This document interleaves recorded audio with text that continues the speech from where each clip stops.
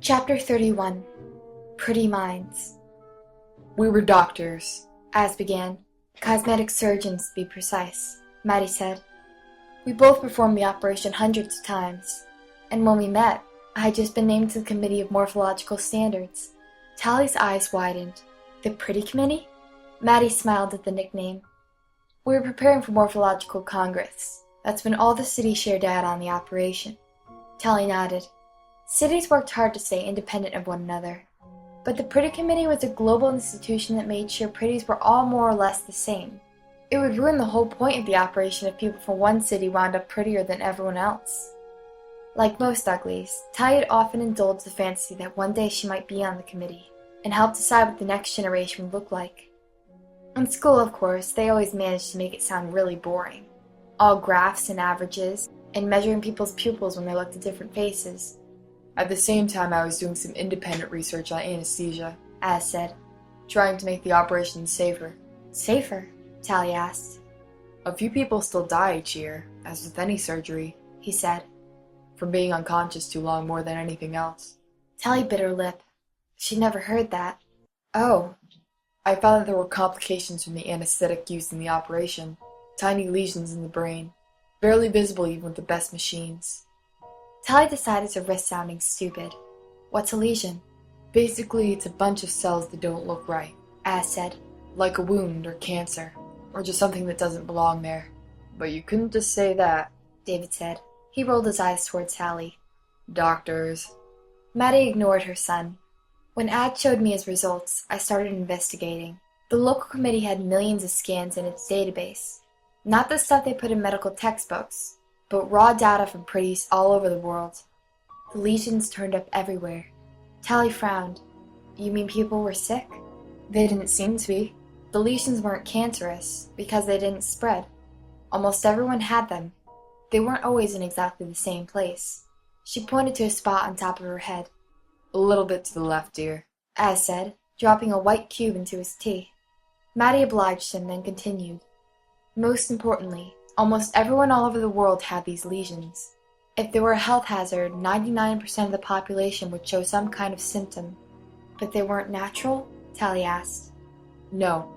Only post-op pretties, had them. Az said. No Uglies did. They were definitely a result of the operation. Tally shifted in her chair.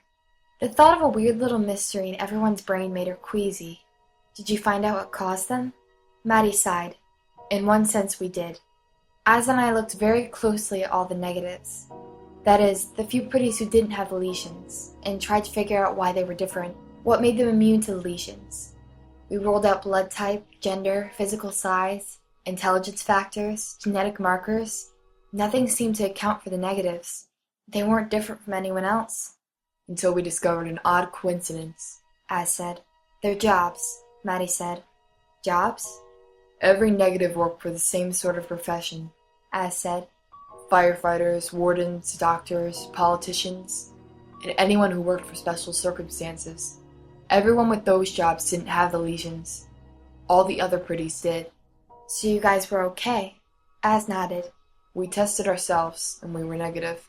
Otherwise we wouldn't be sitting here, Maddie said quietly. What do you mean? David spoke up. The lesions aren't an accident, Tally.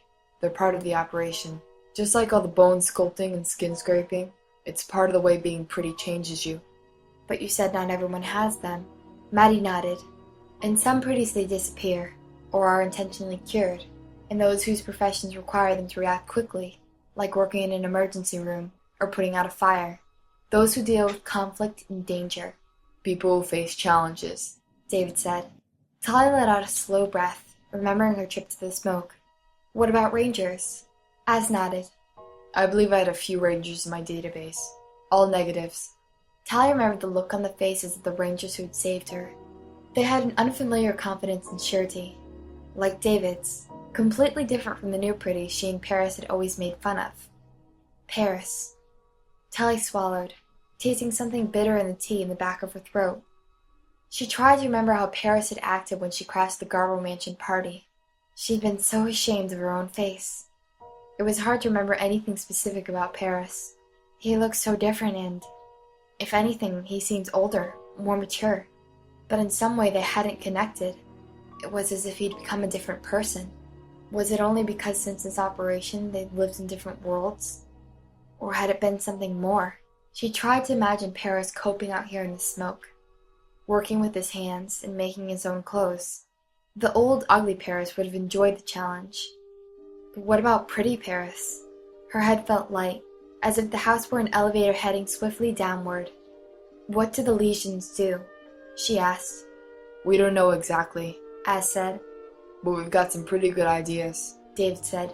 "Just suspicions," Maddie said. Az looked uncomfortably down into his tea. "You were suspicious enough to run away," Tally said. "We had no choice," Maddie said. "Not long after our discovery, special circumstances paid a visit. They took our data and told us not to look any further or we'd lose our licenses. It was either run away or forget everything we'd found." "And it wasn't something we could forget," Az said. Tally turned to David.